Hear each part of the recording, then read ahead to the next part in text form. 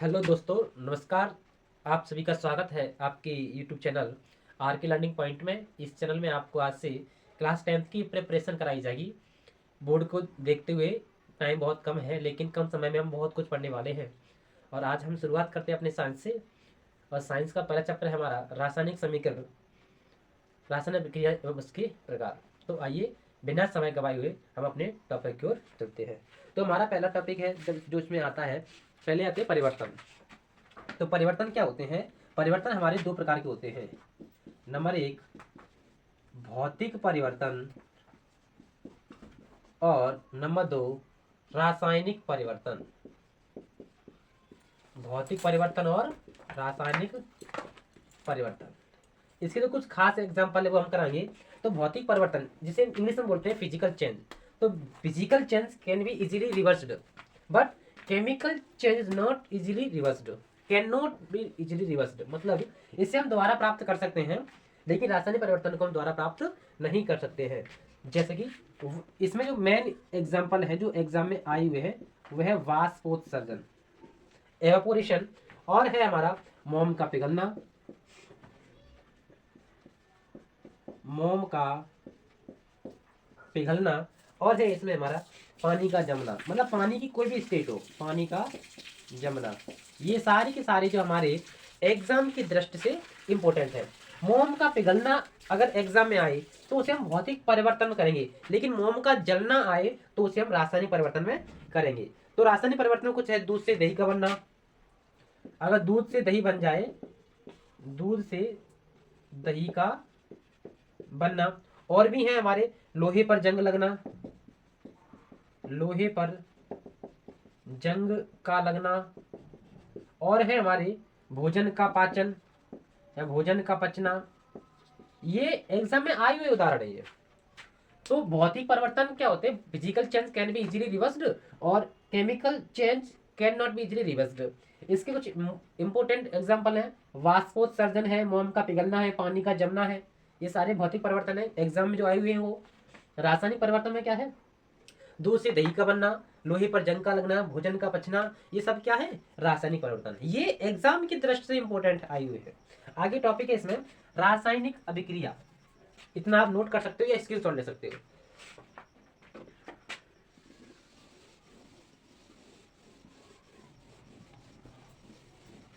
आगे है हमारा रासायनिक अभिक्रिया।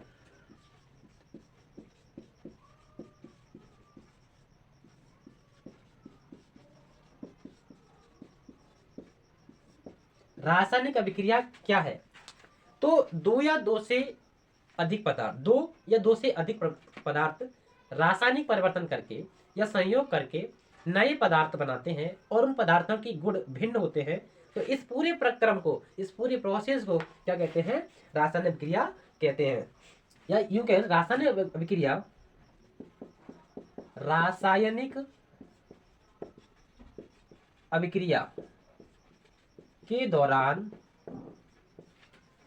दो या दो से दो या दो से अधिक पदार्थ संयोग करके नए गुणों वाले पदार्थ बनाते हैं।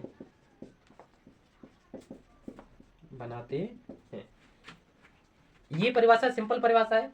जैसे कि हम लेने सोडियम Na और कर दें H2O। जब सोडियम को ठंडे पानी से रिएक्ट कर दें तो क्या लग जाती है? आग लग जाती है। लेकिन यहाँ पे क्या बन जाएगा? NaOH बनेगा, NaOH प्लस H2 गैस। ध्यान रखना, सोडियम और पोटेशियम ठंडे पानी के साथ अभिक्रिया करता है। जैसे ही ठंडे पानी के साथ अभिक्रिया करता है तो उसमें आग लग जाती है। क्यों? जैसे ही हम सोडियम को ठंडे पानी में डालते हैं तो एक ऊष्मा क्षेपी अभिक्रिया, एक हाईली एक्सोथर्मिक रिएक्शन होती है जिसमें बहुत अधिक मात्रा में ऊष्मा निकलती है, और वो ऊष्मा हाइड्रोजन के इग्निशन टेम्परेचर के बराबर हो जाता है और हाइड्रोजन जलने लगती है। इसे बैलेंस करने के लिए हम क्या कर सकते हैं? यहाँ दो लगा दो, यहाँ दो कर दो, दो। बैलेंस कैसे करते हैं आगे हम सब कुछ पढ़ेंगे। अब इसके नीचे एग्जाम्पल है अभिकारक। प्रश्न आता है, वो एमसीक्यू में आता है, इसी में से आता है, भी बताएंगे हम आपको। और उत्पाद रासायनिक अभिक्रिया में भाग लेने वाले पदार्थ, भाग लेने वाले पदार्थ जिनमें जिनमें रासायनिक परिवर्तन होता है, रासायनिक परिवर्तन होता है, उन्हें क्या कहते हैं? अभिकारक कहते हैं। तो रासायनिक अभिक्रिया में भाग लेने वाले पदार्थ जिनमें रासायनिक परिवर्तन होता है उन्हें क्या कहेंगे? अभिकारक। जैसे कि यहाँ सोडियम और H2O, तो सोडियम और H2O क्या कहलाएंगे हमारे? ये कहलाएंगे अभिकारक। क्या कहलाएंगे? अभिकारक। क्यों? क्योंकि सोडियम और पानी से मिलकर यहाँ बन गया सोडियम हाइड्रोक्साइड और हाइड्रोजन गैस बन गई, इसलिए ये दोनों क्या हो गए? अभिकारक हो गए। उत्पाद किसे कहते हैं? रासायनिक अभिक्रिया, रासायनिक अभिक्रिया के दौरान बने नए पदार्थ उत्पाद कहलाते हैं। रासायनिक अभिक्रिया के दौरान बने नए पदार्थ उत्पाद कहलाते हैं। आप नोट कर लीजिएगा बड़े आराम से, स्क्रीनशॉट भी ले सकते हो आप। इसके बाद हमारा एक टॉपिक है रासायनिक समीकरण। क्या है? रासायनिक समीकरण।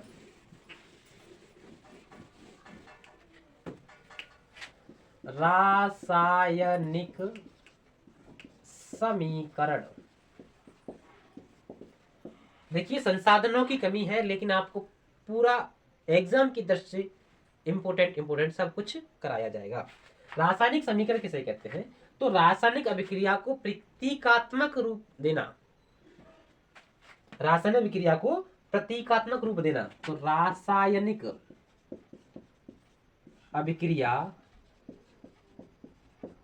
का प्रतीकात्मक प्रदर्शन, सिंपल सी परिभाषा है, रासायनिक अभिक्रिया का प्रतीकात्मक प्रदर्शन रासायनिक समीकरण कहलाता है।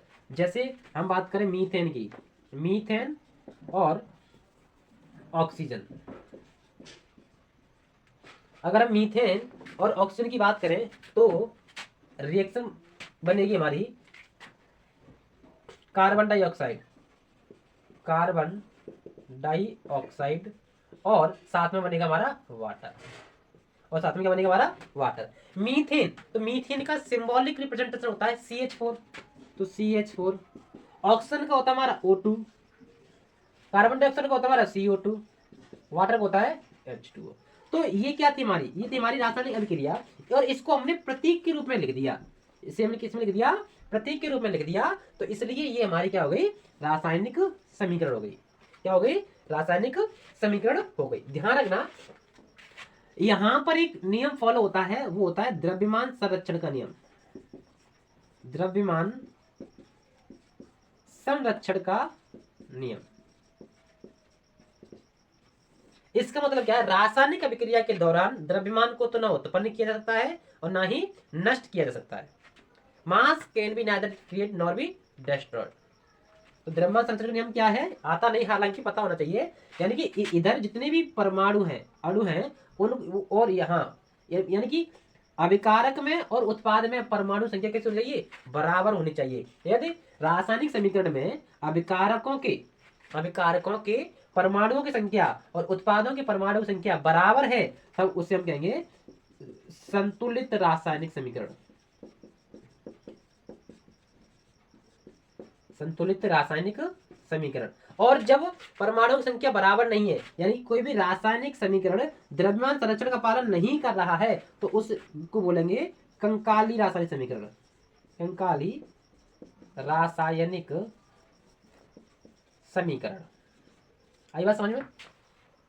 संतुलित रासायनिक समीकरण कब होगा? जो द्रव्यमान संरक्षण के नियम का पालन कर रहा होगा। और कंकाली कब होगा? जो द्रव्यमान संरक्षण के नियम का पालन नहीं कर रहा होगा। तो द्रव्यमान संरक्षण का नियम क्या है? मास can not be created nor be destroyed. मतलब द्रव्यमान को ना तो हम उत्पन्न कर सकते हैं, ना ही नष्ट कर सकते हैं। ये है हमारा द्रव्यमान संरक्षण का नियम। इसके बाद है संतुलित कैसे करते हैं, रासायनिक समीकरण को संतुलित कैसे करते हैं। आइए 2 मिनट में हम समझते हैं।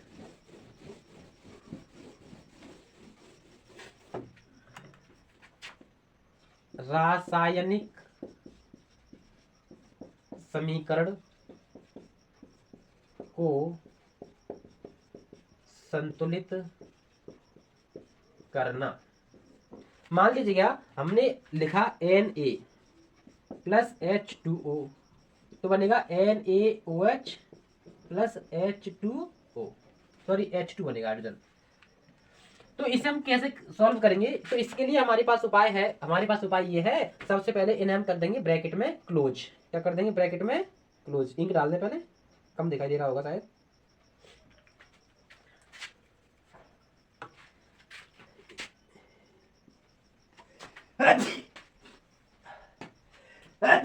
जुकाम हो गया बहुत तेज।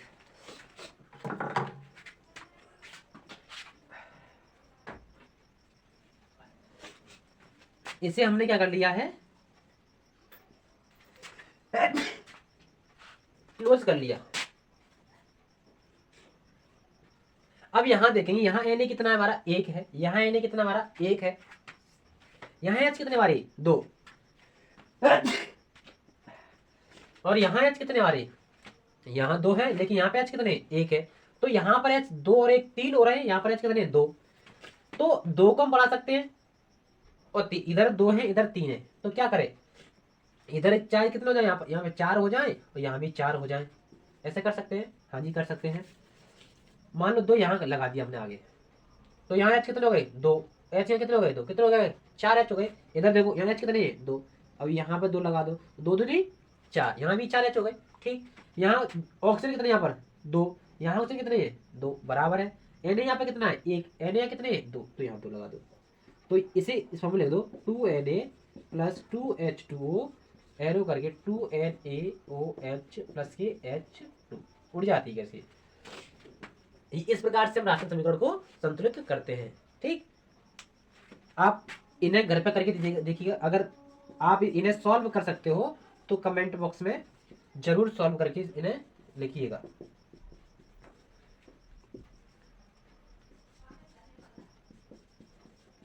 ये कंकाली रासायनिक समीकरण है, इन्हें संतुलित करके आंसर कमेंट बॉक्स में जरूर दीजिएगा। इसके बाद चलते हैं, इसके बाद जो वीडियो है वो नेक्स्ट वीडियो आपको नेक्स्ट वीडियो मिल जाएगी। ठीक, धन्यवाद।